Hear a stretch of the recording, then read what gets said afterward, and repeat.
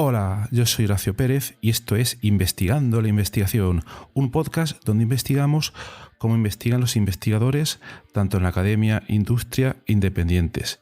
Todo ello mediante entrevistas y debates abiertos, técnicas y estrategias para mejorar todas las partes del proceso investigador y, no menos importante, opiniones abiertas que espero llamen tu curiosidad y te hagan también reflexionar.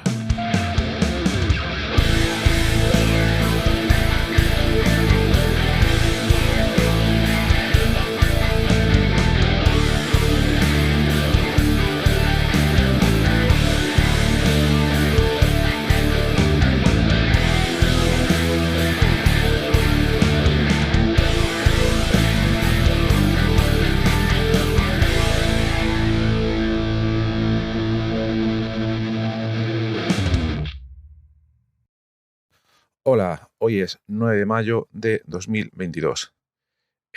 Tal día como hoy, a principios del siglo XIX, retomando nuestras efemeridades investigadoras, nacía Hilda Levy. Hilda Levy fue una física y que trabajó en el desarrollo de las técnicas de datación. Por ejemplo, hoy en día quizás habéis escuchado que han encontrado tal objeto y que estiman que ese objeto tiene una fecha de el año 1500, 1600, etcétera.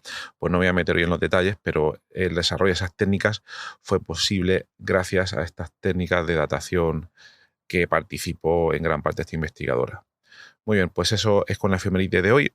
Luego también comentar, antes de que se me pase, que estamos ahora mismo en muchos países, en Europa y en el resto del mundo. En Estados Unidos parece que no, pero estamos con un evento a nivel internacional que se llama Pint of Science. Una pinta, normalmente una pinta de cerveza, pero en este caso es una pinta de ciencia. ¿En qué consiste este evento? Por si no lo habéis escuchado, pues consiste en que la ciencia se lleva a los bares, ¿vale? Entonces, al mismo tiempo que te tomas una cerveza, pues puedes escuchar a alguien que va a dar una charla sobre el trabajo científico que hace o sobre algún tema científico investigador, digamos, porque puede ser un tema investigador, también se puede investigar en humanidades, no lo olvidemos nunca, o en ciencias sociales, etcétera. No tenemos por qué irnos siempre a la ciencia, matemática, física, química, etcétera, ¿vale? Bueno, entonces lo dicho, gran cantidad de divulgadores van a llevar la ciencia a los bares.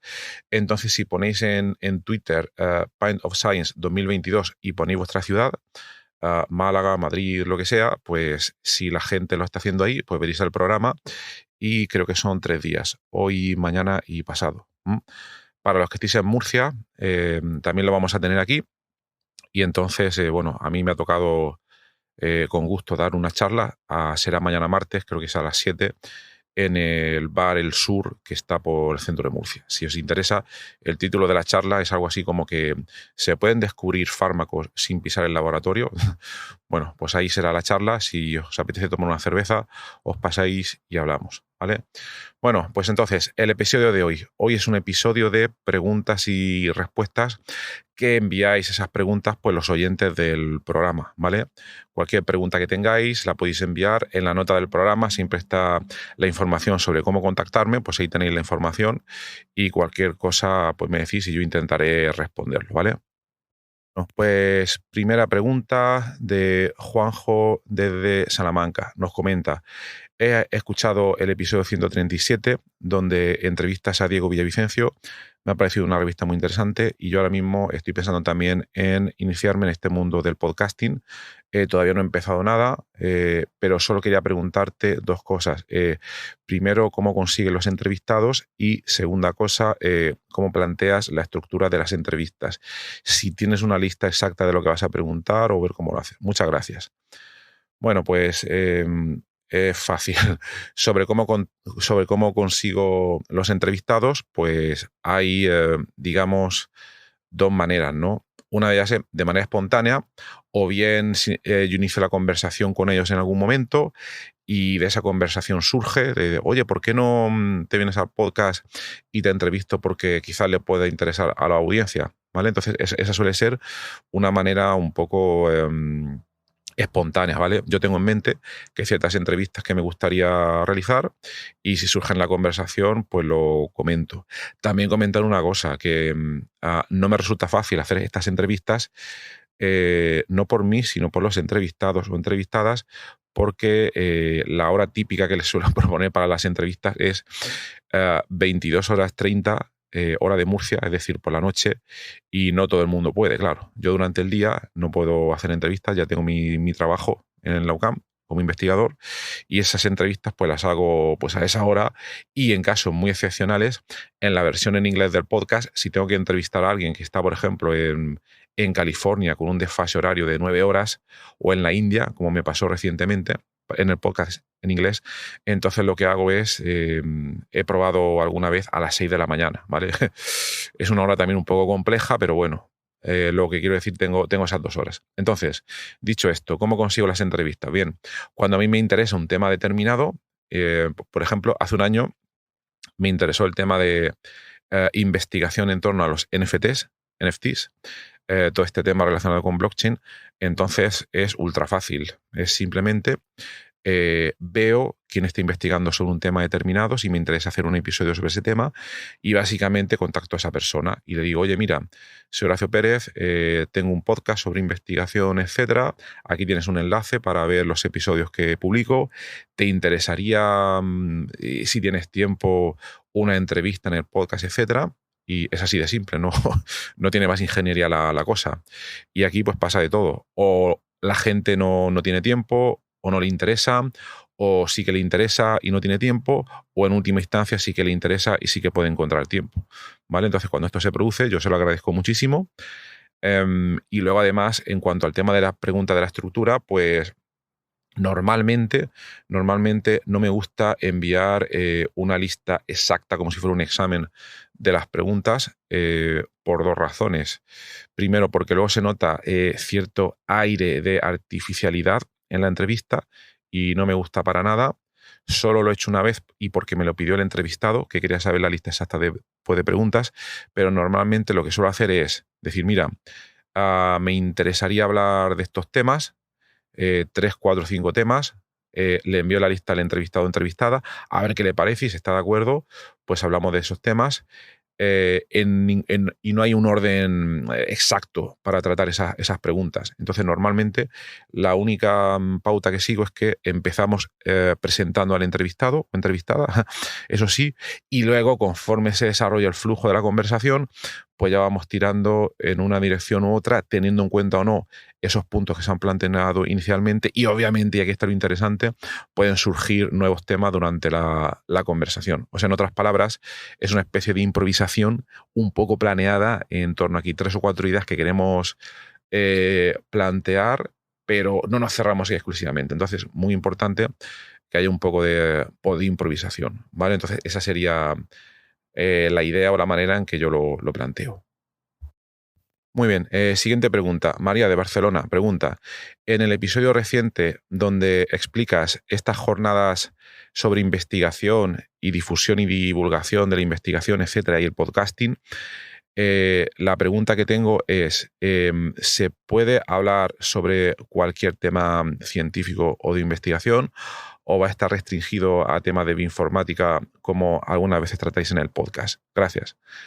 Pues no, para nada, ¿vale? La idea es que van a ver, se trata de ver cómo ayuda la difusión mediante podcasting a temas tanto relacionados con la investigación en sí, y esa investigación puede venir de cualquier área de las ciencias o humanidades, etcétera. Cualquier área en absoluto, ¿eh? No hay ninguna limitación. Si alguien está investigando en la obra de Shakespeare, por decir algo, puede comentar sobre ese tema, otro sobre mecánica cuántica, lo que sea. La idea es dar a mostrar el potencial del podcasting, ¿vale? Para divulgar todo ese tipo de investigaciones, y a su vez también hay otra área, una área un poco más meta, donde gente que ya ha divulgado o trabajado mediante podcasting de ideas nuevas sobre cómo se podría utilizar también este formato para mejorar ese tipo de divulgación, ¿vale? Entonces, cualquier manera, cualquier tema, cualquier área se puede utilizar. Y también pregunta en este email, pregunta, los que no tenemos podcast, los que no queremos tener podcast, ¿cómo podemos contribuir de la manera más sencilla posible? Bueno, pues eso os lo comentaré en un próximo episodio un poco más en detalle, pero os facilitaré un link para que simplemente clicáis en ese link y os veis ahí y tenéis la información para en un momento grabar muy fácilmente vuestra nota de audio o como lo queráis llamar, para que no haya fricción o barrera de entrada o barrera tecnológica para poder contribuir a estas jornadas. Y como comenté en el episodio anterior, a través de Twitter y un hashtag que vamos a comentar, pues podréis ir comentando o moviendo todas vuestras contribuciones. Y muy importante, el resto de gente que vaya respondiendo y que se vaya iniciando una conversación interesante en torno a este tema durante una semana. Bien, y ahora, última pregunta. Mario, de Badalona, comenta: en el episodio anterior que hiciste sobre el coste cognitivo, simplemente por curiosidad me gustaría saber qué tareas suponen para ti el mayor coste cognitivo. Gracias. Sí, pues veréis, brevemente así por repasar, en ese episodio sobre coste cognitivo, lo que comentábamos era que es muy importante identificar aquellas tareas que nos consumen cierta energía mental y que pueden afectar de manera negativa a nuestra productividad, a nuestra planificación. Entonces, en mi caso, sin duda alguna, diría que es las redes sociales, ¿vale? Principalmente Twitter y LinkedIn. Es una moneda con dos caras, como todas las monedas, que si se utiliza muy bien puede ser muy beneficiosa para tus propósitos, tus objetivos, pero que si no se utiliza con cuidado puede ser un pozo de tiempo. Entonces yo, como me gustan mucho, lo que trato es de, durante mi trabajo diario, utilizarlas el mínimo posible. Y siempre me las dejo para el final del día, ya cuando por la tarde, por la noche, ya entonces sí que intento utilizarlas pues un poco más. Pero como me consumen, como implican para mí un gran coste cognitivo, a primera hora del día quizás sí que estoy mirando algunas cosas, quizás tengo alguna idea y la quiero postear en las redes sociales, principalmente en Twitter. Algún día haré un episodio sobre esto, porque también sirve para validar ideas, y en algún episodio anterior del podcast he tratado sobre cómo utilizar técnicas de marketing online y redes sociales. Es uno de esos temas para testear la validez de nuestras ideas o títulos de nuestros papers, posibles papers, etc. Entonces, en resumen, en mi caso, yo trato de utilizarlas muy brevemente al comienzo del día y luego dejarlas totalmente para el final, para que no me interfieran. Y obviamente cada uno tiene sus tareas que le suponen cierto coste cognitivo. Bueno, pues muy bien, hasta aquí el programa de hoy, como siempre. Espero que os haya parecido interesante y nos oímos en el próximo episodio de tu podcast, Investigando la Investigación. Hasta luego y que empecéis bien la semana.